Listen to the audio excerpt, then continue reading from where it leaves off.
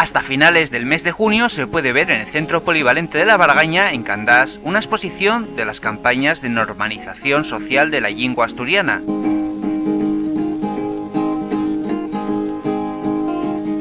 Se trata de cartelos, folletos y material divulgativo realizado por la Consellería de Cultura y Turismo del Principado de Asturias, la Mancomunidad del Cabo Peñes, y todo ello en colaboración con la Red de Servicios de Normalización Lingüística.